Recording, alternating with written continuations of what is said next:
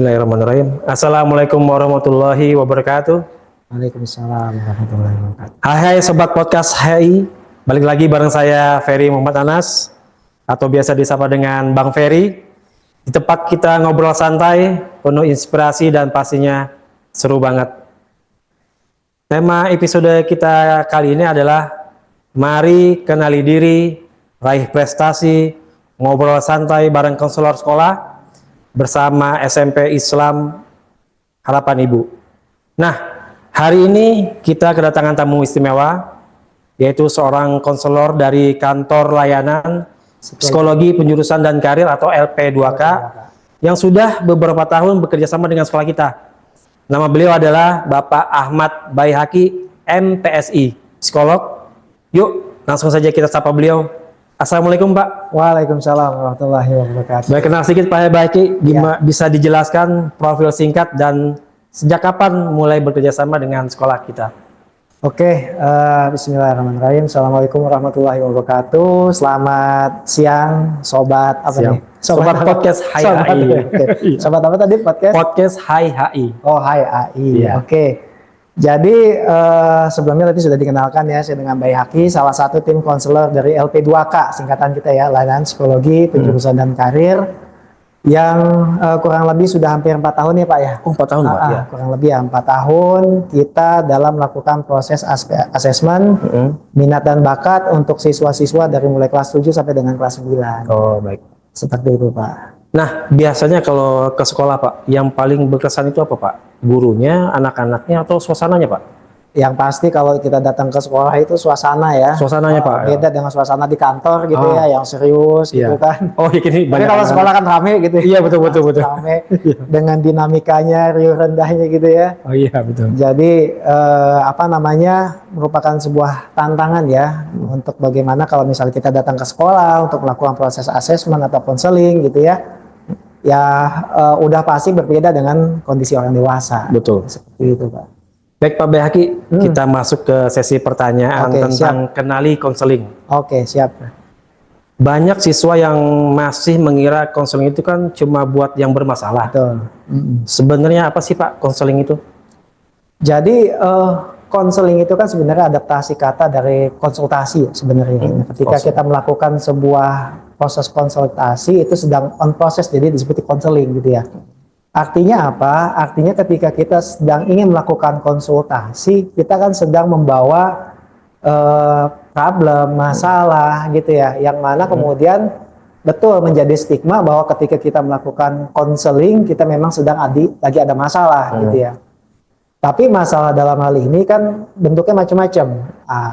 Apalagi kalau misalnya dalam dunia pendidikan itu biasanya nggak jauh dari keluarga, dari bagaimana hubungan relationship, hubungan antar sesama teman gitu ya. Atau yang juga nggak cuma sekedar masalah pergaulan atau masalah yang ada di rumah, tapi bagaimana dia menatap masa depan gitu ya.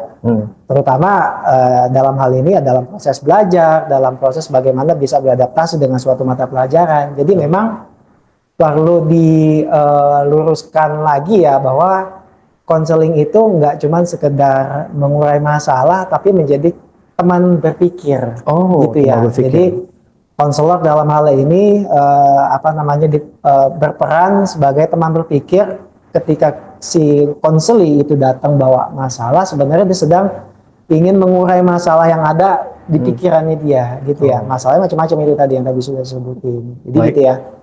Bagaimana? Nah, intinya nanti si konseli itu sendiri ya mendapatkan insight atau jawaban sendiri. Jadi sebenarnya konselor itu sebenarnya sekedar membuka alternatif jawaban-jawaban yang sebenarnya sudah si konseli itu udah punya. Oh, jadi konseling ini sebagai teman berpikir ya Pak? Iya, intinya teman berpikir. Baik. Jadi kan alternatif jawaban lah. Alternatif jawabannya ya Pak ya. Oke. Kalau di sekolah Pak, apa tujuan utama kegiatan konseling yang biasanya dilakukan oleh Bapak sebagai konselor? Oke, baik. Jadi jika konseling ini dilakukan di dalam dunia pendidikan atau dalam dalam ruang lingkup sekolah gitu ya, kalau merujuk pada tujuan belajar itu sendiri yang dikembangkan kan ada 3 aspek ya, ada 3 ranah, yaitu kognitif, afektif dan juga psikomotorik gitu ya. Jadi dalam hal ini konseling itu memfasilitasi 3 aspek perkembangan ini, gitu ya. Artinya kita berharap anak kita masukkan ke sekolah supaya anaknya pintar, gitu kan. Itu kan aspek kognitif, gitu ya. Nah, ketika dalam proses menuju kepintarannya dia, gitu kan, si anak itu memiliki masalah atau kendala, sehingga perlu dibantu oleh guru dan juga oleh para konselor di sekolah, gitu ya. Betul. Terus yang kedua, di samping pintar apa? Kita berharap para orang tua ketika masuk ke sekolah dia punya karakter yang baik, gitu ya. Nah, ketika si anak itu ternyata di sekolah itu punya masalah dengan karakternya dia, bagaimana dia kesulitan menyesuaikan diri, gitu kan? Nah, itulah peran konselor di situ. Di situ juga ada peran guru BK, ada peran konselor dan juga guru mata pelajaran atau wali kelas, gitu ya. Bagaimana seorang guru itu bukan hanya sekedar memberikan informasi melalui ruang-ruang kelas, tapi juga bagaimana memberikan role model untuk siswa berperilaku memiliki karakter yang baik, gitu ya. Baik. Nah, karena yang ketiga adalah aspek psikomotorik yang dalam hal ini kita sederhanakan dalam bentuk skill. Nah, skill ini kan kita kenal ada hard skill dan juga soft skill. Kalau hard skill mungkin kita bisa lihat di lembaga-lembaga persiapan kerja, gitu ya, itu hard skill ya, menjahit gitu kan, mengemudi gitu ya. Tapi kalau dalam ruang lingkup pendidikan, soft skill yang kita bangun gitu ya, kecepatan, kegesitan gitu kan. Nah, soft skill inilah yang bisa jadi adalah merupakan sebuah modal si anak itu bisa survive, gitu ya. Jadi ketika kita melihat ada 3 ruang lingkup yang perlu dikembangkan dalam institusi pendidikan atau sekolah itu sendiri, nah fungsi konselor adalah bagaimana menyingkirkan hambatan-hambatan itu tadi. Bagaimana ketika si anak berproses dalam 3 aspek itu, dan ketika si anak itu memiliki hambatan dalam proses berpikir, belajar, dalam proses menyesuaikan diri, beradaptasi, berinteraksi, dalam proses menerima keterampilan dan bentuk soft skill, gitu ya. Ketika dia punya hambatan-hambatan itu, fungsi konselor adalah bagaimana memberikan solusi supaya dia tidak terhambat dalam proses perkembangan di aspek itu tadi. Fungsi konselor adalah sebagai solusi. Betul, menyingkirkan hambatan-hambatan yang tadi dihadapi di dalam ruang lingkup sekolah itu tadi. Gitu. Kemudian Pak, apa saja manfaat yang bisa dirasakan siswa SMP kalau mau ikut konseling sejak dini, dan apakah konseling juga bisa membantu mereka untuk menentukan jurusan di SMA nanti, Pak? Oke, baik. Jadi ini sebenarnya satu jawaban bisa merangkum 2 pertanyaan tadi, gitu ya. Jadi konseling ini salah satunya adalah untuk membantu siswa mengenali potensi ya, potensi minat bakatnya dia, yang kemudian dari potensi minat bakatnya itu bisa menjadi gambaran masa depannya dia kira-kira menjadi apa, gitu ya. Jadi makanya salah satu tools untuk melakukan konseling adalah dengan melakukan psikotes itu tadi, gitu ya. Walaupun psikotes bukan sebagai salah satu-satunya cara untuk bisa membaca potensi minat bakat yang dimiliki oleh anak tersebut, karena bisa jadi kita bisa bandingkan dengan observasi atau dari nilai-nilai raport, gitu ya. Tapi dalam hal ini ketika seseorang itu mengikuti psikotes dan dia melakukan konseling terhadap hasil psikotesnya tersebut, minimal di situ siswa itu jadi tahu kira-kira apa nih potensi yang dia miliki ya secara sadar maupun yang tidak disadari. Nah, di situ fungsi konselor untuk menyadari bahwa kamu punya kemampuan kognitif ini loh, sehingga ketika kamu ingin masuk ke SMA, ketika kamu ingin menuju suatu cita-cita, kamu cukup mumpuni, cukup punya modal ke arah tersebut, gitu ya. Artinya proses konseling ini menguatkan, gitu ya, potensi minat bakat yang sudah dimiliki maupun yang tidak dia sadari, gitu ya. Artinya konseling ini akan membuka potensi-potensi yang bisa jadi dia tidak sadari, kayak gitu ya. Yang kemudian itu teridentifikasi dari hasil psikotes. Psikotes, Pak. Nah, tentang psikotes ini berarti kan sekolah kita kan sudah pernah melakukan beberapa kali tes prestasi, Pak ya. Betul. Termasuk tes prestasi akademik. Nah, tujuannya apa dan hasilnya digunakan untuk apa, Pak, nanti? Baik, jadi tujuannya itu sebenarnya untuk memetakan.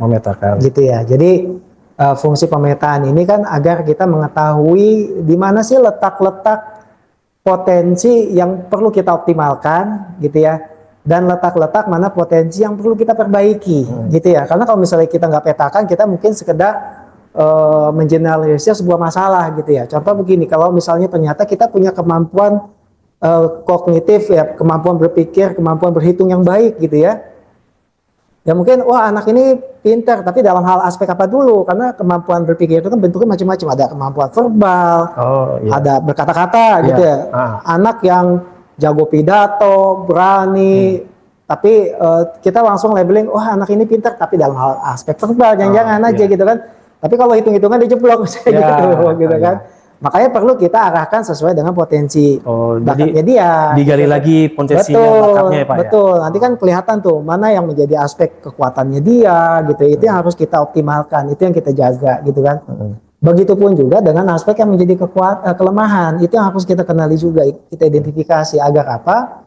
Agar ketika kita mengetahui apa yang menjadi kelemahan dari diri kita, itu yang harus kita sadari agar apa? Agar kita bisa memberikan perhatian gitu ya, agar aspek kelemahan ini tidak menjadi masalah nanti kita ke depannya. Nah itulah fungsi dari psikotes untuk memetakan minat bakat mana yang kuat dan mana yang lemah. Ketika itu menjadi kekuatan kita, itu yang kita optimalkan. Ketika itu lemah, itu menjadi konsentrasi kita untuk kita perbaiki. Oh, gitu ya. baik Pak. Nah, Nah, di setiap sekolah kan pasti ada guru BK ya Pak? betul. Yang membedakan konselor dengan guru BK itu apa Pak? Pembagian tugasnya seperti apa? Oke, baik. Jadi guru BK itu kan karena dia daily-nya, hari-harinya ada di sekolah. Jadi pembagiannya adalah guru BK itu untuk memantau ya sebenarnya, memantau perilaku siswa dan bagaimana ketika ada kecenderungan-kecenderungan yang misalnya perilaku menyimpang dari sisi sosial, dari sisi proses pembelajaran kayak gitu ya. Nah itu sebenarnya guru BK menjadi sebuah pagar gitu ya, agar siswa ini harus kembali ke tracknya gitu ya. Iya.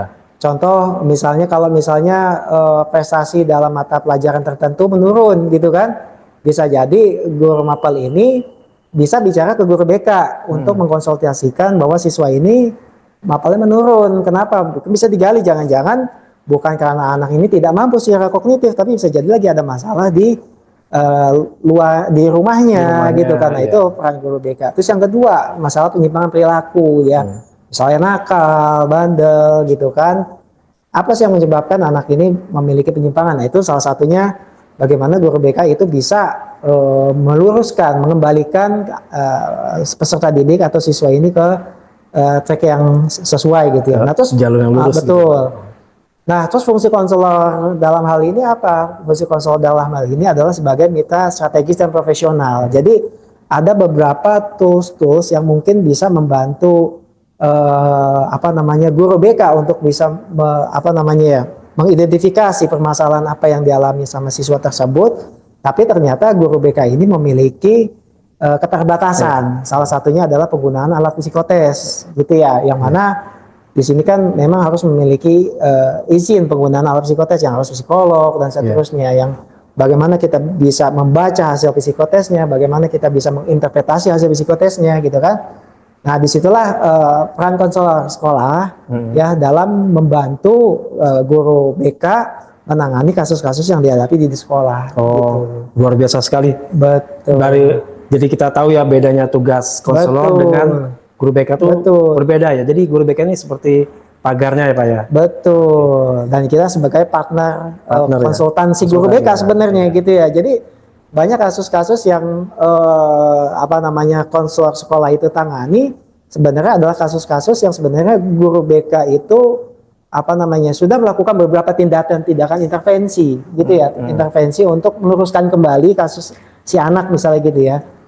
Nah, biasanya pertama yang kita intervensi adalah guru BK-nya, yaitu dengan memberikan pembekalan informasi atau pengetahuan bagaimana menangani kasus ini gitu ya.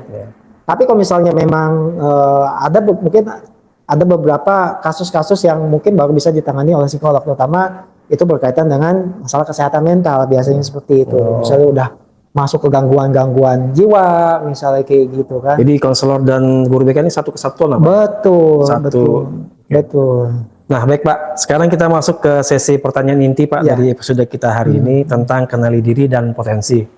Pak, kenapa penting bagi siswa untuk mengenali potensi dan minatnya sejak SMP? Dan apa tips sederhana supaya siswa bisa mulai tahu nih bidang apa yang mereka kuasai? Ya, baik. Jadi kenapa sih harus kita kenali ya potensi diri kita ini semenjak dini? Karena banyak kasus ya. Pertama, kalau mau merujuk dalam dunia profesional, dalam dunia industri, banyak lulusan-lulusan perguruan tinggi gitu ya, yang bekerja, berprofesi atau berkarir tidak sesuai dengan program studinya. Oh, ya. Contoh, jurusan pertanian tapi di pemasaran kerjanya gitu ya. Banyak di perbankan bahkan Ya. gitu kan.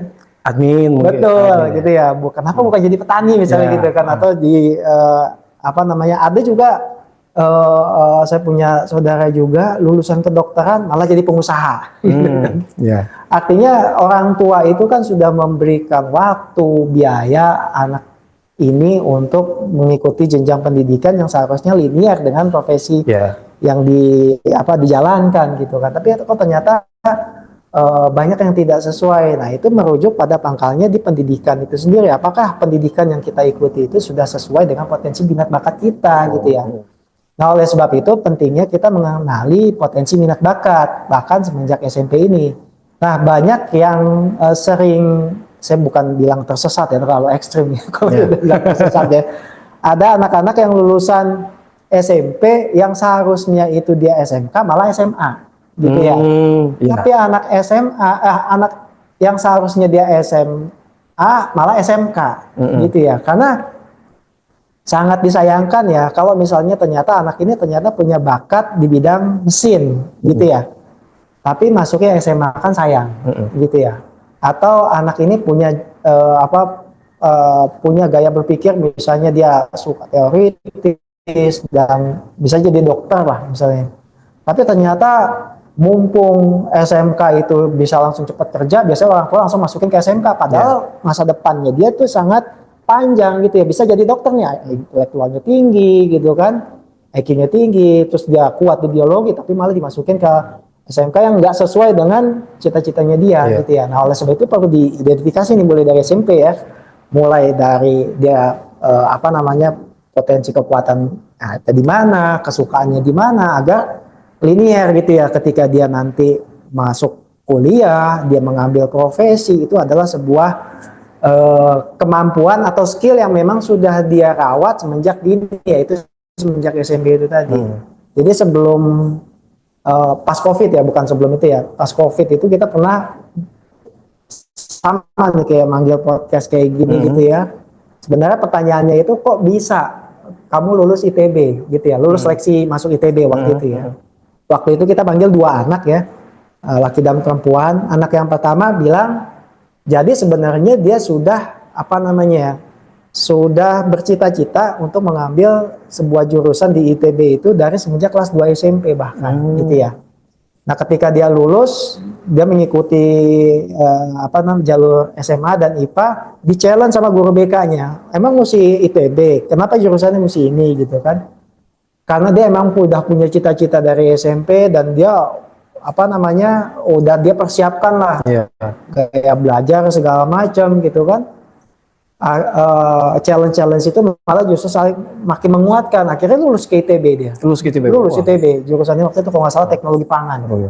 Jadi peran orang tua itu juga harus melihat potensi anaknya Pak ya. Betul. Supaya nanti mereka tuh benar-benar apa yang dicita-citakan. Betul. Dengan catatan ketika anak itu sudah menyadari dan memang ya mungkin berapa persen yang anak-anak itu menyadari mulai dari tingkat SMP, makanya perlu disadarkan sama orang tua maupun guru. Gitu jadi jangan sampai salah jurusan. Betul. Akhirnya terombang-ambing gitu kan. Nah, anak yang kedua, nah ini bukan berkaitan sama teknis sih. Kalau yang anak kedua itu bisa lulus ITB karena doa orang tua. Bukan masalah teknis. Jalur langit Pak. Iya, jalur langit. Yang penting dia apa mau ibunya, orang tuanya itu disenengin, pokoknya udah lulus dia. Gitu. Jalur langit itu. Iya, jalur langit. Bukan masalah teknis kali itu. Nah, terus tips sederhana supaya siswa bisa mulai tahu di bidang yang mereka kuasai apa Pak? Siap. Jadi tipsnya salah satunya kalau misalnya tidak sempat untuk mengikuti psikotes, sebenarnya kita bisa mengevaluasi diri kita. Caranya bagaimana? Yaitu dengan melihat timeline achievement kita itu apa sih dalam hidup ini. Apa yang kalau misalnya ada kegiatan-kegiatan apa yang kita sukai, apa yang itu memberikan sebuah dampak atau prestasi dari kegiatan tersebut. Nah, itu adalah merupakan sebuah gambaran potensi minat dan bakat yang kita miliki. Jadi seperti itu, Pak. Jadi artinya ketika saya misalnya suka meneliti orang, suka menganalisa, bisa jadi memang kita nanti profesinya emang di penelitian, misalnya seperti itu. Jadi seperti itu. Baik. Setelah tahu hasil tes, Pak, langkah apa yang sebaiknya dilakukan oleh siswa atau guru, dan apakah hasil tes tersebut bisa berubah seiring jalannya waktu, Pak? Baik, jadi pertanyaan yang terakhir dulu ya, saya jawab. Jadi artinya psikotes ini kan sebenarnya sebuah gambaran fotografi mental, ya, yaitu sebuah gambar potret kondisi pada saat itu yang kemudian kita interpretasi, bisa jadi ada aspek-aspek yang membentuk sehingga kita bisa ada di foto tersebut, gitu ya. Artinya apa? Artinya ketika kita memiliki gambaran hasil psikotes yang baik, itu bisa jadi adalah merupakan kebiasaan-kebiasaan learning habit kita yang kemudian terfoto. Tapi ketika hasilnya jelek, itu bisa jadi adalah learning habit kita yang kurang baik juga. Nah, oleh sebab itu hasil psikotes ini perlu dikonsultasikan kepada guru BK, agar apa? Agar hasil yang tadinya baik menjadi lebih baik, yang kurang menjadi baik, gitu. Jadi artinya tetap dikontrol, Pak, ya. Betul. Artinya apa? Hasil psikotes ini ya dinamis, bisa berubah, bisa naik, tapi bisa juga turun kalau misalnya ternyata kita tidak menjaga learning habit kita, karena banyak kasus-kasus juga seperti itu, gitu ya. Saya pernah ada kasus juga waktu itu di SMA, gitu ya. Anak ini ketika kelas 10 kita psikotes, gitu ya, hasilnya di atas rata-rata, tapi kemudian di kelas 12 kita psikotes hasilnya malah menurun jadi 98 gitu ya, rata-rata ya, nggak nurun banget gitu ya. Tadinya di atas rata-rata itu 115, kemudian di kelas 12 2 tahun kemudian kita tes jadi 98 gitu kan. Kita cek alat tesnya sama gitu kan, kondisi pada saat tesnya juga sama gitu kan. Ternyata apa yang berubah? Yang berubah adalah situasi pembelajarannya. Jadi ketika kita tes, dia sedang membawa habit waktu dia di SMP. Yang mana waktu di SMP itu dia satu kelasnya cuma 20 orang. Dan gurunya juga memberikan ruang dan waktu untuk mengeksplorasi mata pelajaran gitu ya. Nah, ketika dia di SMA, learning habitnya itu berubah. Satu kelasnya jadi 35 orang gitu kan. Terus kesempatan untuk mengeksplor mata pelajaran itu sangat sedikit gitu kan. Yang dulu di SMP dia biasa berdiskusi, presentasi, tanya jawab. Ini anaknya auditori soalnya gitu kan. Dia baru bisa memahami apa yang dia pelajari dengan cara berdiskusi. Sedangkan waktu di SMA itu tidak diberikan ruang dan tempat untuk bereksplorasi tadi, sehingga itu tadi mengalami penurunan kemampuan intelektual. Jadi faktor lingkungan itu sangat berpengaruh, Pak. Betul sekali. Nah, ini kita sebut dengan supporting system untuk belajar. Jadi artinya ketika kita mengetahui supporting system kita tidak baik, yang itu kemudian terpotret dalam hasil psikotes, ya mau nggak mau kita harus hijrah istilahnya kalau dalam Islam gitu ya. Dari lingkungan yang kurang baik menjadi yang lingkungan yang baik. Dari yang teman-teman yang suka nongkrong, suka cuman ngegame doang, kalau mau jadi prestasi harus cari pilih teman yang suka baca buku, suka berdiskusi. Jadi seperti itu. Berarti kalau kita istilahnya dia bahasa Arab, misalnya kita berteman dengan apalagi remaja, kita wangi gitu, Pak ya. Apalagi remaja ini menurut neuroscience ya. Jadi pada saat usia 13-14 tahun itu ada aspek otak yang menutup pada suara orang tuanya.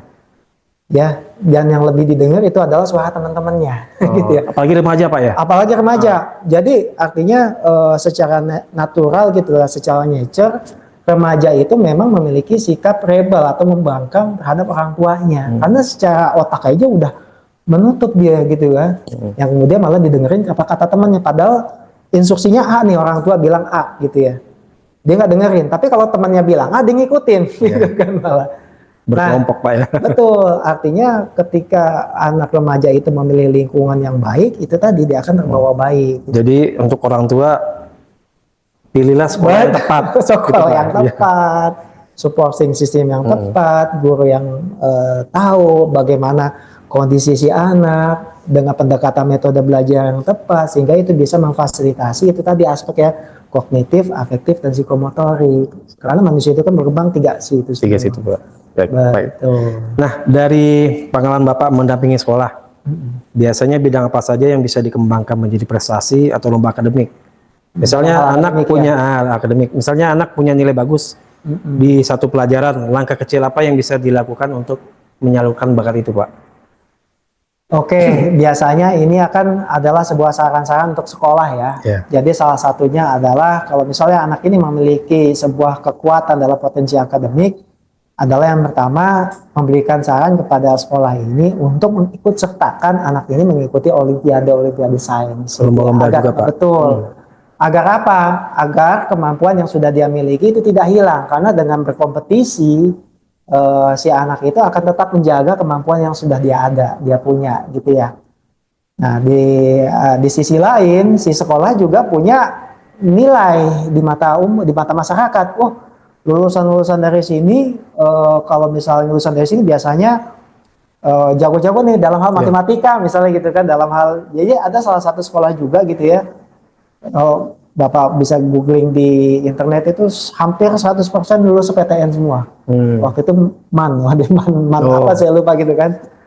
Nah, jadi artinya ketika kita memiliki siswa yang memiliki potensi minat bakat yang unggul gitu ya, yaitu dengan melibatkan si anak ini untuk mengikuti olimpiade sains, itu juga akan menjaga kemampuan yang dia sudah punya dan juga membawa nama baik sekolah. Terus yang kedua, yaitu dengan melibatkan memberikan tanggung jawab yang lebih untuk misalnya memimpin sebuah proyek mata pelajaran tertentu, dia menjadi ketua kelompoknya.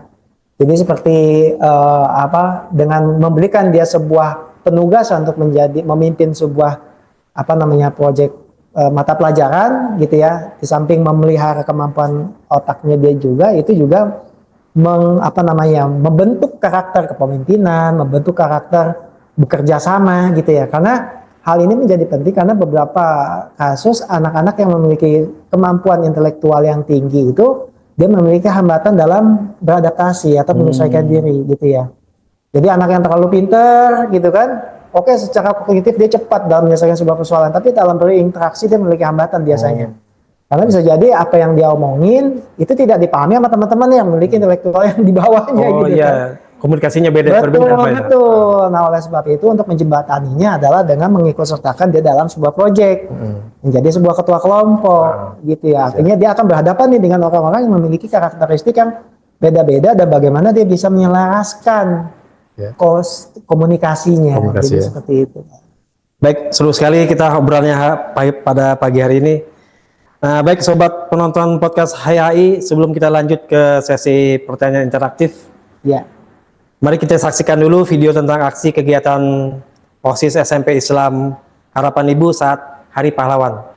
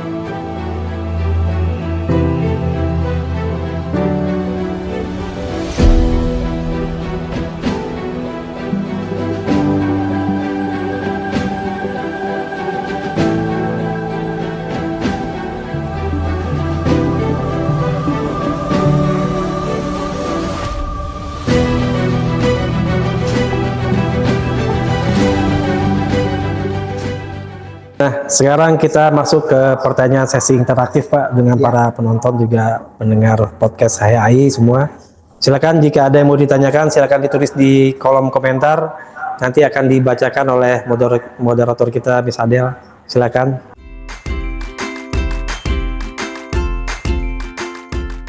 peran orang tua dalam hal ini adalah memberikan eh, kebebasan ya, dalam arti positif ya, kebebasan dalam arti positif untuk mengeksplorasi gitu ya. Jadi sebenarnya para orang tua itu bisa membaca indikator-indikator kemampuan atau kekuatan anak itu dari nilai raport gitu ya.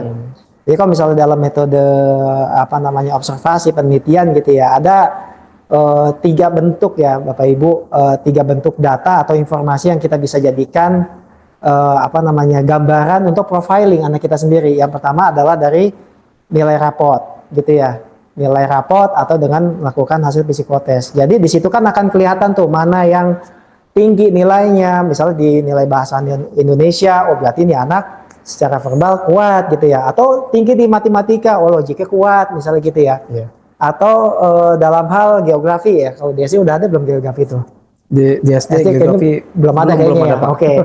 Jadi kan ada beberapa atau di aspek yang melukis ya, visual itu kan yang kuat gitu ya. Artinya dengan melihat nilai rapot atau hasil psikotes, kita sudah bisa petakan nih mana yang menjadi kekuatan dari si anak gitu kan. Terus yang kedua dari beberapa lomba-lomba, entah itu lomba 17-an itu bisa menjadi sebuah gambaran indikator gitu ya. Nah, itu adalah merupakan hasil observasi gitu ya. Gitu ya. Nah, yang berikutnya yang mungkin tidak disadari oleh para orang tua adalah dari historis. Historisnya ini maksudnya bagaimana? Historisnya ini artinya bahwa anak itu merupakan bagian warisan genetik kita, gitu ya. Nah, ketika kita memiliki kemampuan A, B, C, D itu bisa jadi menurun kepada salah satu anak kita, gitu kan.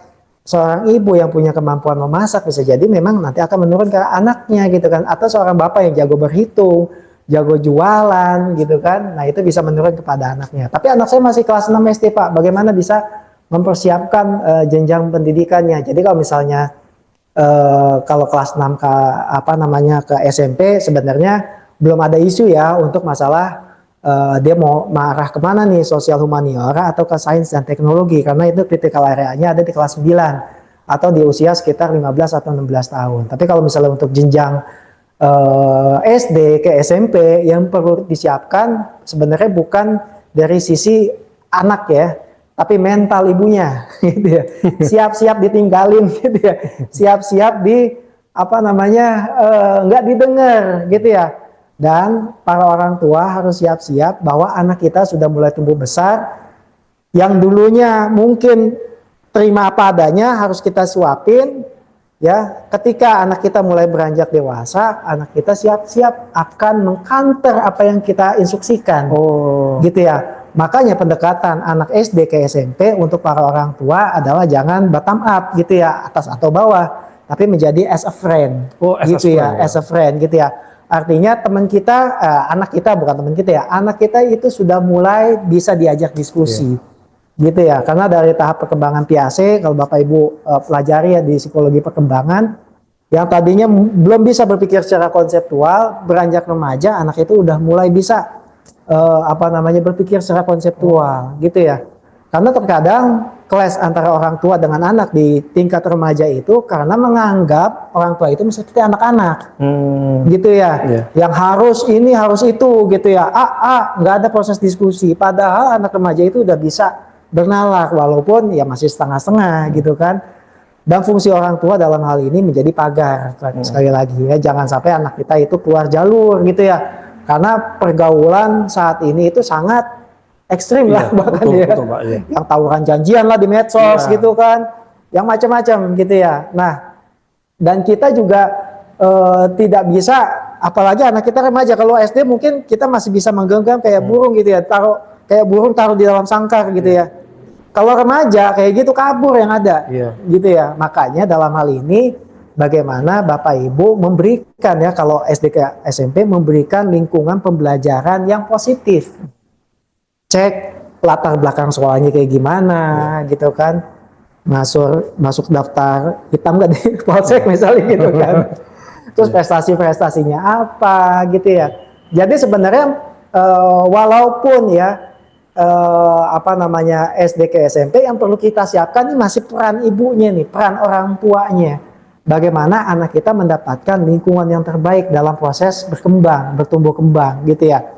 terutama lingkungan, karena SMP ini adalah fase-fase kritis bagaimana anak itu sedang apa namanya mencari jati dirinya gitu ya. Banyak coba-cobanya, Pak. Betul gitu ya, karena remaja ini kan proses menuju dewasa gitu ya. Bagaimana ego itu terbentuk itu masih trial and error kan. Nah, trial and error itulah pada proses remaja. Jadi banyak kasus-kasus juga ternyata baru belajar merokok itu di SMP gitu ya. Baru belajar yang aneh-aneh yang negatif itu di SMP ternyata. Karena mencoba-coba tadi ya, Betul, penasaran gitu ya. Nah, artinya apa Bapak Ibu? Yang perlu disiapkan itu tadi bukan mental anak ya, orang tuanya gitu ya. Jadi seperti itu ya Bu ya tanggapannya. Iya. Jadi orang tua juga harus siap ya dengan kondisi seperti itu ya. Jadi anak itu bukan membangkang sebenarnya, cuma dia sudah mulai terbuka pikirannya, sudah mulai menerima informasi di luar, Pak. Iya, karena remaja itu tadi proses trial and error untuk menuju di proses dewasa. Nah, trial and error itu kalau bisa dari apa namanya, kan trial and error kan biasanya dia akan mendapatkan feedback dari lingkungan ya.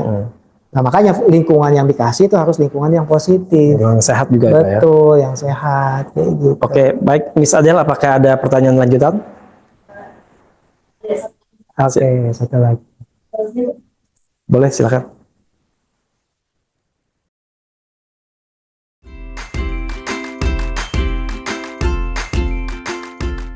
Oke, bagaimana cara orang tua untuk bekerja sama dengan guru ya? Ya sebenarnya. Jadi memang guru ini kan sebenarnya orang tua kedua ya.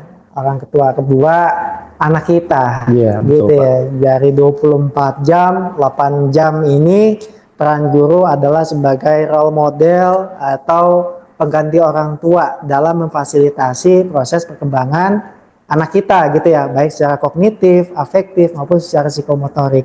Nah, bagaimana peran orang tua itu bisa bekerja sama? Ya sudah pasti adalah dengan membangun komunikasi yang baik dengan guru tersebut, gitu kan? Makanya pendidikan era saat ini itu sebenarnya sudah sangat dimudahkan ya. Adanya grup-grup WA, gitu ya.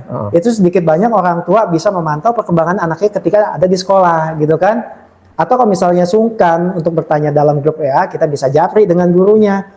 Dan WA ini kan ya mungkin ada beberapa guru yang 24 jam bahkan. Iya, standby terus supaya pantengin. Iya, gitu.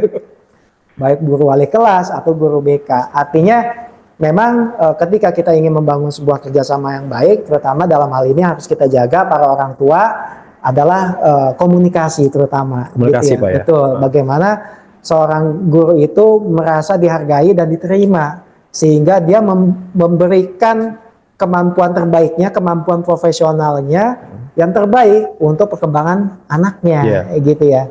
Artinya ketika orang tua kan kadang suka ngaruh ya Pak ya, orang tuanya kadang-kadang nggak enak sama gurunya, akhirnya dampaknya ke anak ya, gitu kan. Oh, orang tuanya begini, gitu. Orang tua juga harus mempercayakan pendidikan anaknya kepada guru, Pak. Jadi kan memang kita tetap mendidik mereka ke jalan yang benar gitu kan. Iya. Nah, ini mungkin sedikit menyimpang atau tapi masih satu ini rangkaian pertanyaan juga ya. Karena belakangan ini kan marak ya kasus-kasus bagaimana seorang guru melakukan kekerasan dalam pendidikan gitu ya. Contoh yang terakhir itu yang ketahuan merokok dipukul gitu ya, sehingga siswanya itu pada demo gitu kan. Yang terakhir juga banyak deh kasus-kasus bagaimana sekolah menerapkan sebuah kedisiplinan, kemudian itu ditentang sendiri oleh orang tuanya sebenarnya gitu ya. Nah, hal inilah yang sebenarnya perlu dibangun ya antara pihak sekolah dengan keluarga atau orang tua gitu ya. Bagaimana wali muridnya, Pak. Betul, wali murid. Bagaimana visi apa sih yang ingin dibangun dalam sebuah sekolah gitu ya. Yang itu perlu kita komunikasikan ke orang tua. Perlu ada kesamaan visi gitu ya.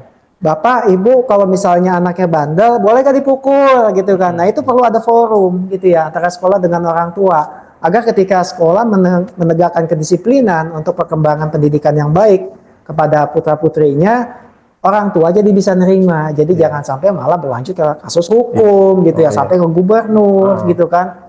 Artinya sekolah punya visi misi, orang tua juga harus tahu gitu ya. Atau kalau ternyata juga orang tua juga punya visi misi, sekolah juga perlu tahu. Makanya perlu ada apa namanya ya, Komunikasi. forum komunikasi gitu ya Iya. antara sekolah dengan guru. Nah, salah satunya gitu ya, biasanya kita juga di LP2K juga sering juga diundang untuk memberikan program-program parenting sebenarnya.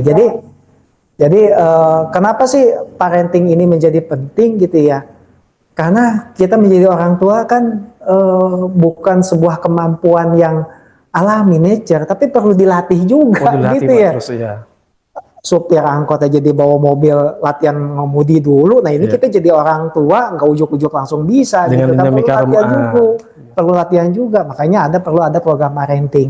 Nah program-program parenting inilah yang perlu diadakan oleh pihak sekolah, difasilitasi oleh pihak sekolah agar apa? Pertama sih untuk membangun jalur komunikasi ya antara orang tua dan guru. Parenting sebagai salah satu bahan informasi bagaimana orang tua itu bisa menjadi orang tua yang baik kepada keluarganya. Jadi seperti itu sih Pak. Ya, baik. Nah, Sudah cukup ya. alhamdulillah. Baik Pak. Nah, kita masuk ke sebelum pertanyaan penutup Pak. Kalau ada satu pesan penting untuk anak-anak SMP nih tentang belajar dan mengenali diri, apa yang ingin Bapak sampaikan dan bagaimana peran guru dan orang tua dalam membantu siswa menemukan minat dan karir mereka di masa depan? Baik, yang pertama kalau untuk pesan ya, terutama kalau misalnya anak, terutama sih ke orang tua awalnya ya, bahwa guru dan orang tua ini adalah selayaknya sebuah kompas gitu ya, atau mercusuar ya, bagaimana fungsinya untuk apa sih supaya nggak nyasar. Ya. Karena banyak anak-anak yang nyasar itu karena nggak ada kompas sama mercusuar, gitu ya. Anak ini kan seperti dia berlayar di sebuah lautan yang dia butuh bimbingan, gitu ya. Bimbingan itu kan dari siapa ya? Kalau nggak dari orang tuanya, dari gurunya, Dari gurunya, gitu kan. betul, Pak. Nah, oleh sebab itu, gitu ya, kita selayaknya orang tua dan guru harus juga memiliki nilai-nilai yang baik agar anak yang kita arahkan juga menuju arah yang baik, gitu kan. Bagaimana kita bisa berharap anak kita menjadi baik kalau misalnya ternyata orang tuanya kurang baik juga gitu kan, bisa menjadi kompas kalau kompasnya juga rusak gitu kan. Gimana anak itu bisa menjadi on track, on point kalau misalnya ternyata mercusuarnya lampunya nggak nyala, gitu kan, nyasar juga. Iya. Jadi terkadang sebuah kerusakan dalam keluarga itu merupakan sebuah kerusakan yang sistemik sebenarnya gitu ya. Ternyata berasal dari orang tua yang problematik gitu kan, sehingga menghasilkan anak-anak yang problematik juga gitu kan. Artinya apa? Artinya pendidikan anak itu juga berkaitan dengan bagaimana pola asuh kita terhadap anak. Dan bagaimana pola asuh kita terhadap anak, atau bagaimana kita mengasuh diri kita sendiri untuk menjadi lebih baik. Jadi seperti itu. Nah, yang berikutnya adalah bagaimana memberikan kebebasan atau keluasan dalam hal-hal yang positif gitu ya. Terkadang kita para orang tua membatasi hal-hal yang sebenarnya itu baik, tapi sehingga anak itu menjadi terkungkung. Nah, itu yang perlu kita sadari. Nah, salah satunya itu tadi ya, bagaimana anak ini baik atau tidak, ya salah satunya adalah mengikuti program parenting tadi, mana yang baik, mana yang enggak, kayak gitu sih. Baik. Nah, jadi seperti itu ya Pak ya. Ya, terutama itu tadi ya, memberikan ruang dan ruang kebebasan dalam yang positif agar anak memiliki kepercayaan dirinya dia ketika dia berproses menuju dewasanya gitu ya. Karena banyak kasus yang anak itu tidak bisa berkembang karena lebih banyak campur tangan peran orang tua yang membatasi aspek-aspek potensi minat bakat yang seharusnya itu bisa menjadi sebuah skill atau kompetensi anak untuk bisa survive, tapi malah ternyata itu dibatasi. Nah, itu yang perlu disadari oleh orang tua. Mungkin orang tuanya takut salah arah Pak. Takut salah. Iya. Sebenarnya anak ini udah punya kehendak sendiri, kita terlalu mengekang kan begitu. Betul. Nah, itu yang perlu intinya sih sebenarnya hal itu tidak akan terjadi kalau misalnya tidak ada kalau misalnya ada komunikasi yang baik ya, antara hubungan yang baik terutama ya antara ibu dan anak, orang tua dan anak. Orang tua dan anak. Nah, orang tua itu kan bapak dan ibu, ya cuma ibunya doang. Wah, terima kasih banyak Pak Bayaki atas sharing ilmunya, semoga membawa berkah dan bermanfaat bagi kita semua, dan terima kasih juga atas kehadirannya di sekolah kita Pak. Dan buat sobat podcast Hai Hai yang lagi nonton, jangan lupa untuk follow dan share YouTube podcast Hai Hai, dan juga Instagram kita di @SMP Islam Harapan Ibu. Sampai ketemu di episode-episode berikutnya. Saya Bang Ferry pamit dulu. Dan ingat, belajar, berkarya, dan bangga jadi bagian dari Sekolah Islam SMP Harapan Ibu. SMP Islam Harapan Ibu, sip, keren, mantap. Wassalamualaikum warahmatullahi wabarakatuh. Waalaikumsalam warahmatullahi wabarakatuh. Terima kasih, Pak.